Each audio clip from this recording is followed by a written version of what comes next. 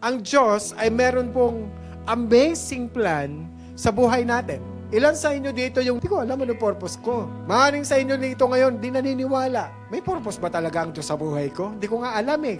Ano at kung bakit? In Psalms 139 verse 13 says, "For you formed my inward parts. You moved me in my mother's womb." Basically, ang Lord, hindi po siya nag-delegate ng tao o kung sino man ang pwede niyang utusan or angel para ma-form tayo in our mother's womb. It says that God's own hands formed you. Ang Diyos yung bumuo sa atin sa sinapupunan ng ating nanay. Mula't mula pa, sa simula pa lang, God had an amazing plan for you and for me. Posible po ba na kaya dahil sa problema na na-encounter natin, we might tempted to think, God, I think you made a mistake na pagkakagawa mo sa akin. God, hindi mo siguro ako mahal katulad ng sinasabi mo. Posible ba yon?